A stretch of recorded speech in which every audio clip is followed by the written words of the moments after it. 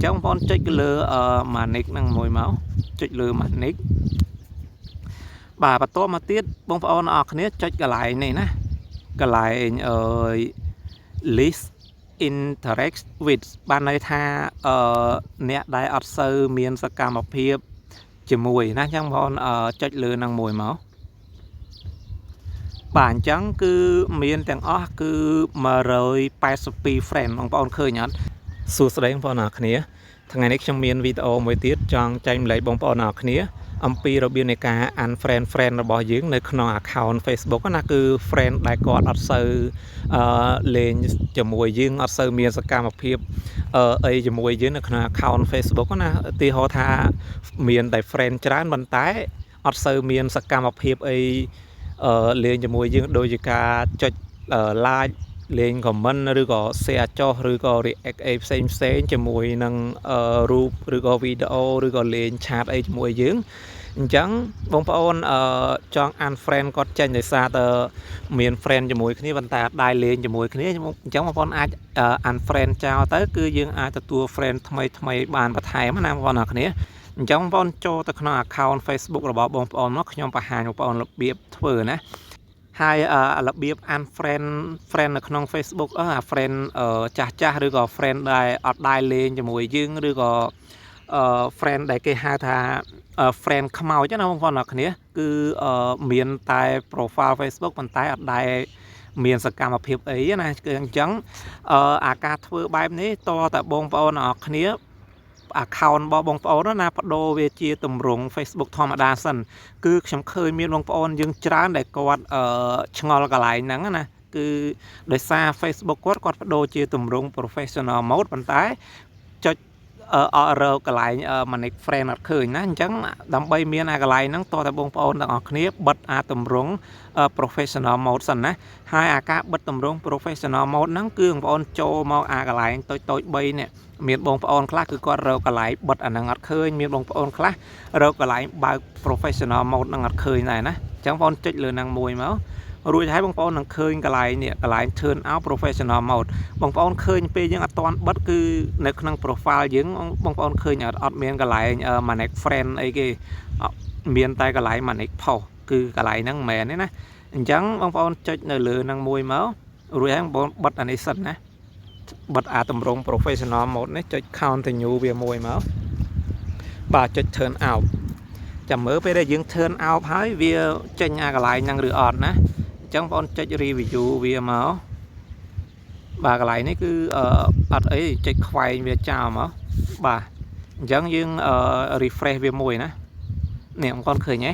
គឺវាបដូរមកជាតម្រង់ដើមយើងវិញហើយណាអញ្ចឹងអាកន្លែង manage friend ហ្នឹងបងប្អូនចូលមកកន្លែងហ្នឹងគឺបងប្អូនចូលមកកន្លែងនេះក៏អត់មានដែរបងប្អូនចុចមកអាកន្លែងនេះបងប្អូនចុចមកកន្លែងនេះគឺកន្លែង friend នេះព្រោះ friend 2.4k ជាងពេលផុសរូបអីចឹងមិនបាន100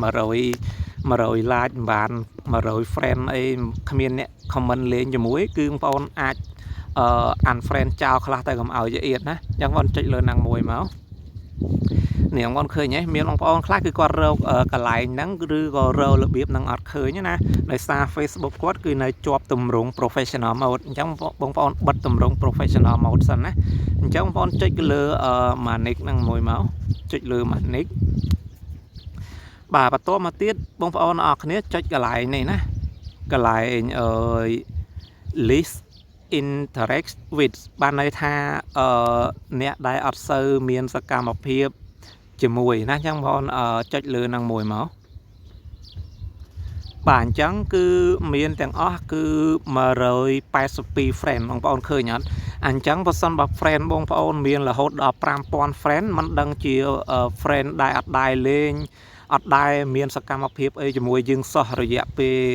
90ថ្ងៃនេះអញ្ចឹង account ទាំងអស់ហ្នឹងគឺ90ថ្ងៃជាងហើយគឺអត់ដែរលេងអត់ដែរបើកអីសោះអញ្ចឹងគឺ account ហ្នឹងគឺគេហៅថា account ខ្មោចណា friend ខ្មោចហ្នឹងគឺអត់មានអ្នកលេងទេអញ្ចឹងបងប្អូនគួរតែ unfriend ចោលណាអញ្ចឹងបងប្អូនចុចអាកន្លែង select multiple នេះមកបាទចុចលើហ្នឹងមួយព្រោះកន្លែងនេះគឺវាអត់មានកន្លែងឲ្យយើង select all ទេគ្រាន់តែវាចេញប្រអប់អញ្ចឹងហើយបងប្អូនចុច select យកតែម្ដងណាឥឡូវខ្ញុំ select យកទាំងអស់តែម្ដងណាអញ្ចឹងខ្ញុំ select អស់ហើយបងប្អូនអរគ្នាគឺ friend ទាំងអស់គឺមាន177 friend គឺសុទ្ធតែជា account ដែលអត់មានអ្នកលេងណាព្រោះជួនកាលទៅ account ហ្នឹងគេភ្លេច password ឬក៏គេដូរទូរស័ព្ទឬក៏គេភ្លេច Gmail ជាអីគឺគេមាន account ថ្មីអញ្ចឹងទៅគេឈប់លេង account ហ្នឹងគេទុកចោលអីអញ្ចឹងណាបងប្អូនអរគ្នាអញ្ចឹងបងប្អូនអាចធ្វើការ remove friend ទាំងអស់ហ្នឹងចោលបានបងប្អូនឃើញ account ដែលគេទុកចោលគឺអត់មានអក្សរអីបញ្ជាក់នៅខាងក្រោមនេះទេបងប្អូនឃើញអត់គឺទៅទេឡតតែម្ដងណាព្រោះថា account ដែលមានគេលេងគឺសិតតែមានអក្សរដែលគេបញ្ជាក់ប្រាប់ថា account នេះទើបតែបិទប្រហែលនាទី account នេះបិទប្រហែល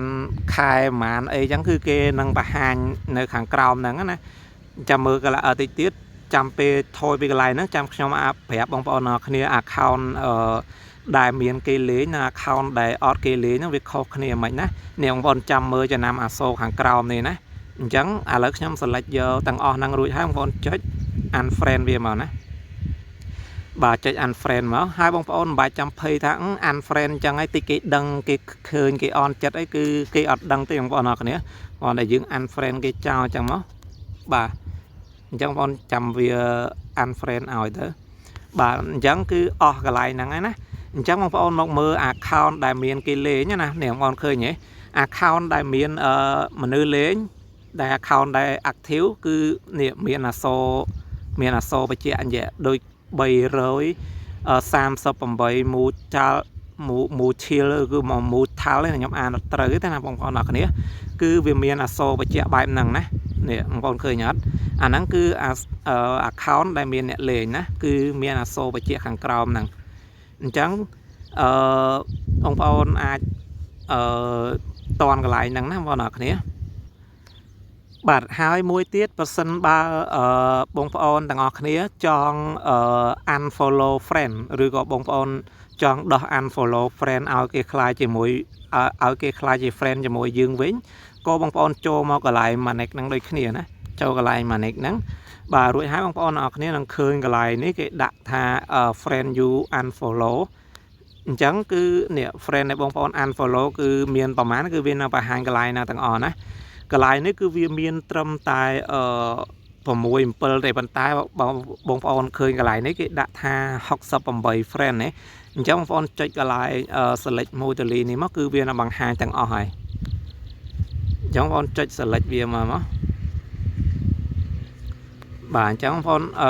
ដោះ unfriend វិញគេដោះកន្លែងនេះមកណាបាទហើយកន្លែងមួយទៀតកន្លែងនេះកន្លែងno mutual friend នេះបានន័យថា friend ដែលមិនមាន friend ជាមួយគ្នាទៅវិញទៅមកអីក៏បង្ហាញនៅកន្លែងហ្នឹងដែរណាបងប្អូនអរគ្នាអញ្ចឹងបងប្អូនចុចនៅលើហ្នឹងមួយមកបាទអញ្ចឹងបងប្អូនចុចលើហ្នឹងមួយបាទអ្នកបងប្អូនឃើញនេះអញ្ចឹងបងប្អូនinvite ចោលទៅបងប្អូនណា unfriend ចោលទៅគឺសិតតែអ្នកมันមាន friend ជាមួយយើងមិនមាន friend ជាមួយគេប៉ុន្តែមានជាប់នៅតំណឹងដែរណាបាទអញ្ចឹងបងប្អូនunfriend ចោលឲ្យអស់ទៅដើម្បីយើងទទួល friend ថ្មីណាបាទចុច unfriend វាមកខ្ញុំអត់ដឹងអាកន្លែងនេះមិនក៏ឃើញគេដាក់92ណាប៉ុន្តែយើងចុចទៅឃើញតែ25នាក់អញ្ចឹងណាអញ្ចឹងយើងចុចunfriend តែប៉ុណ្្នឹងមកបាទចុច unfriend មកបាទចុច unfriend មកតងទៀតបាទឥឡូវបងប្អូនរកចាំតិចទៅបាទប៉ុណ្ណឹងមកគឺអស់ហើយនេះអញ្ចឹងវានឹងបង្ហាញបន្ថែមទៀតព្រោះថាវាបង្ហាញម្ដងគឺវាបង្ហាញបានមិញតែ25គឺវាអត់បង្ហាញទាំងអស់ណាបងប្អូនអរគ្នាអញ្ចឹងបងប្អូន select យកវាទៀតមកបាទចុច unfriend ទៀតមកបាទនេះនៅ3ទៀតចុចទៅមក